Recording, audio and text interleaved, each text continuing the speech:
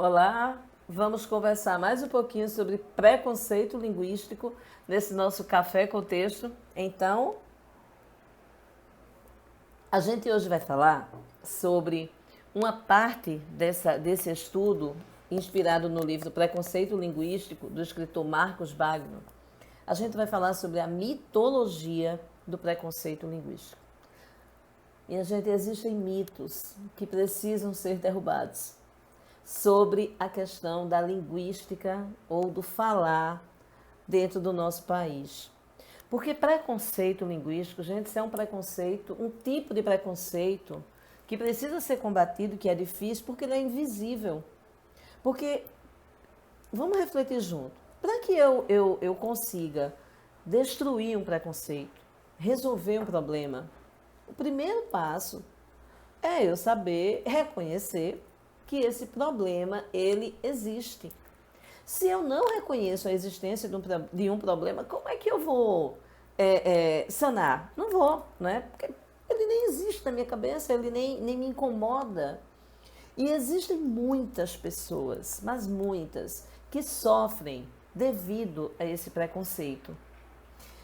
Nessa conversa a gente vai falar de algumas situações que são bem assim, bem pontuais. A primeira é que no âmbito do Estado brasileiro, a gente tem instituições maravilhosas, sérias, que combatem preconceito. Por exemplo, a questão do preconceito racial, a questão do racismo. Existe uma secretaria que ela foi criada, se não me engano, em 2003, que é a Secretaria Especial de Políticas de Promoção da Igualdade Racial. Com essa secretaria, as pessoas que se sentem lesadas por questões de preconceito racial, elas recorrem a essa instituição e têm a sua situação, pelo menos encaminhada, para ser resolvida.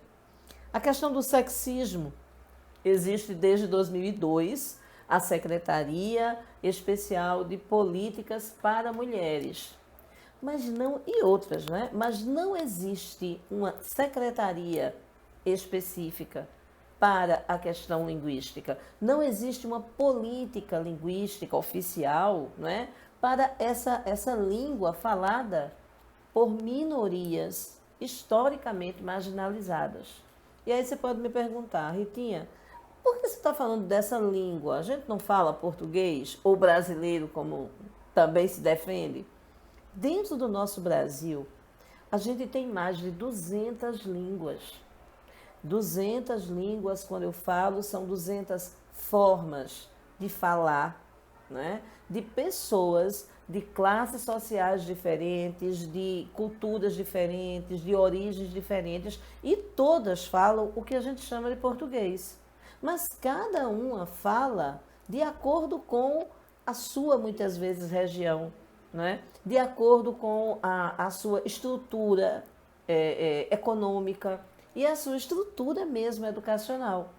Mas essas pessoas se comunicam. Então, como é que a gente vai ainda ficar batendo na tecla do falar certo e do falar errado?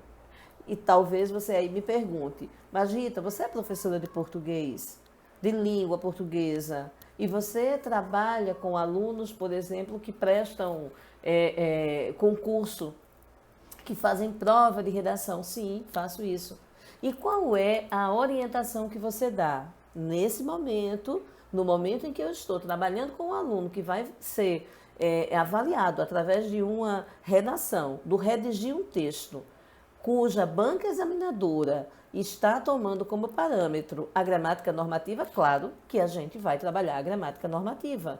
Mas o que eu estou falando nessa reflexão, nesse quadro, né, nessa conversa do café com texto, é sobre a comunicação, o poder de comunicação que nós temos. E acabar com essa história de dizer fulano fala certo e fulano fala errado. Fulano fala, escreve dentro das normas da gramática quando essas normas gramaticais são a ele exigidas. Assim não sendo, todo mundo tem o seu falar, todo mundo tem a sua forma de se comunicar e de se fazer entender, né? Então é importante que a gente tenha uma política de valorização da língua.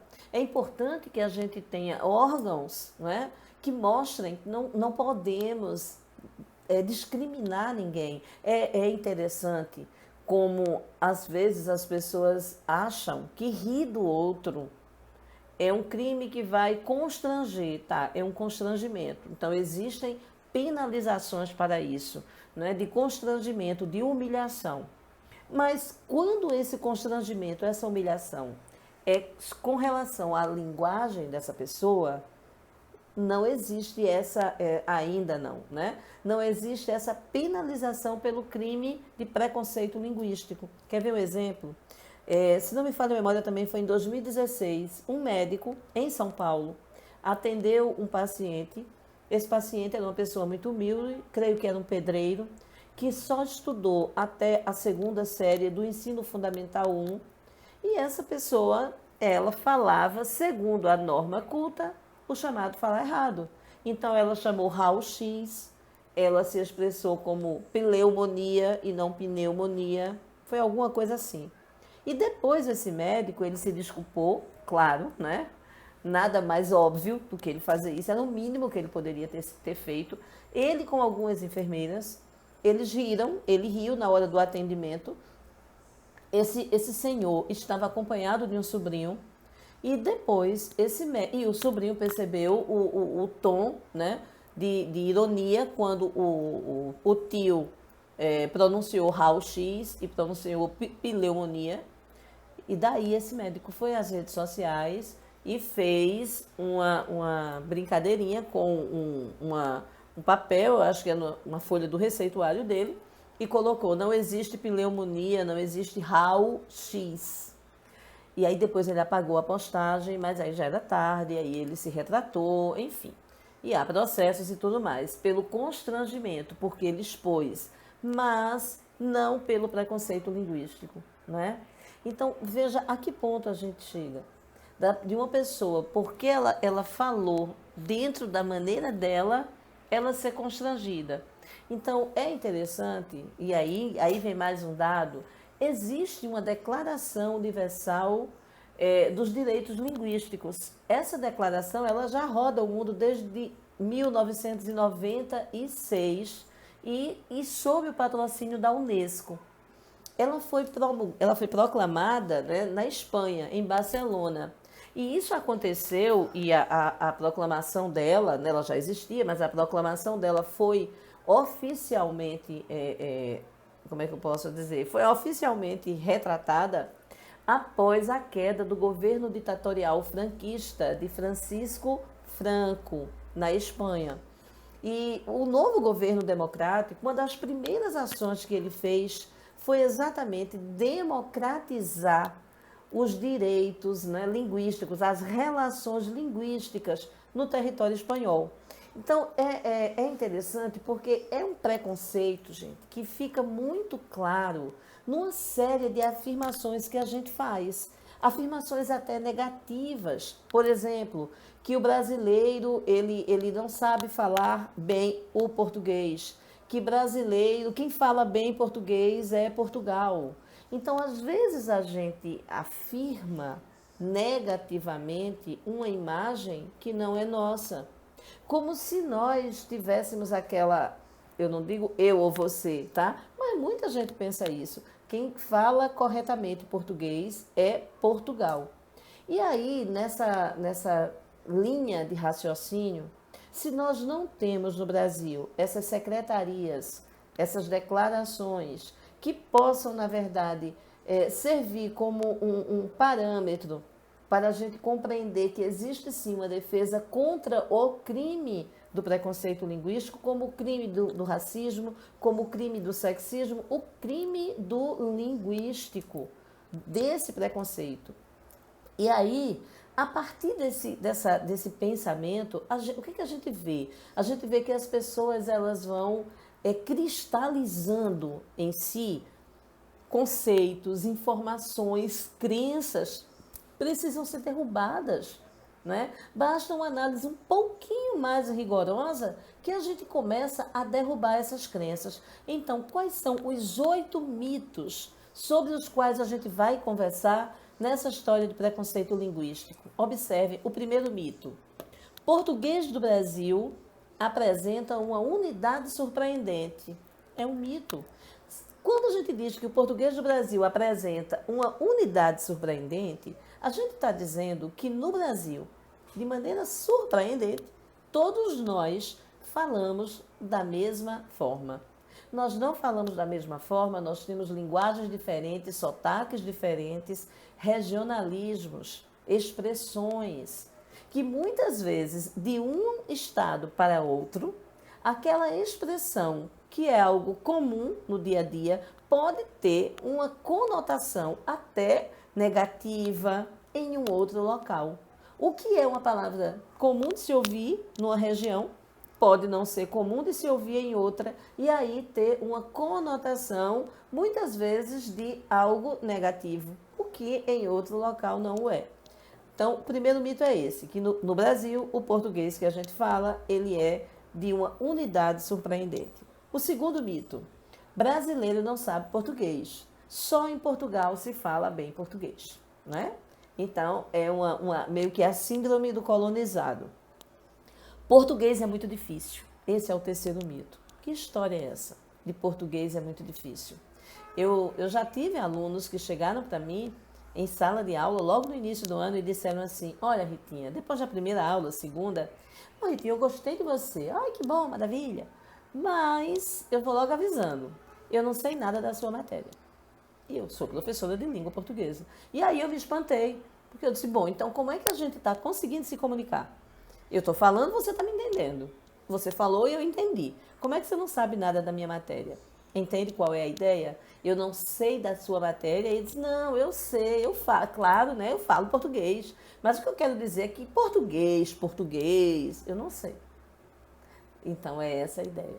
E aí se cristaliza que português é difícil, quando não é, tá? O quarto mito, as pessoas sem instrução falam tudo errado. Mais uma vez, falar errado sobre quiótica, né?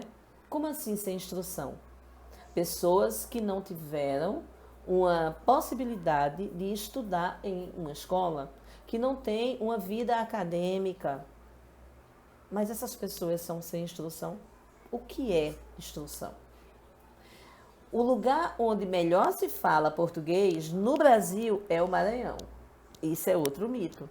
Com todo respeito aos maranhenses, a gente vai conversar sobre por que se diz isso, tá? O certo é falar assim, porque se escreve assim. Outro mito. Quer dizer, eu tenho que falar desse jeito porque eu escrevo desse jeito. Então, será que falar correto é falar de acordo com a norma, ainda que ninguém te entenda? É preciso saber gramática para falar e escrever bem. Esse é o sétimo mito. Não, não é. Você pode ter o dom da oratória, você sabe se expressar e talvez você não saiba muito bem as regras gramaticais. Se essa ideia fosse verdade, todo professor de língua portuguesa seria um exímio escritor. E essa não é a realidade que a gente vê por aí. E o oitavo mito, o domínio da norma padrão, da gramática normativa, o domínio da norma padrão é um instrumento de ascensão social. Então, se você souber a norma padrão, você vai ascender socialmente. Então, meus amores, esses mitos, essas crenças, tá? E são crenças negativas, elas travam muita gente. Muitas pessoas que dizem assim, olha, tenho horror a português, é tua língua. Você se comunica, você fala através dela. Então você tem horror a quê? Você tem horror à língua que você fala e você, através da qual você se comunica e certamente se comunica muito bem? Ou você tem horror a entender que precisa decorar regras? Então é exatamente sobre isso. Nessa conversa que a gente vai ter no próximo vídeo, nós vamos destacar cada mito desse e eu espero que você acompanhe esse Café com Texto e quebre esse preconceito. Se ele existir aí dentro de você, derrube. E se conhecer alguém que também tem esse preconceito linguístico, que pensa dessa maneira, chama para cá, convida, tá? Vem para nosso canal, então segue a gente. E aí a gente vai ter papos maravilhosos, maravilhosos. Um beijo e até o próximo Café com Texto.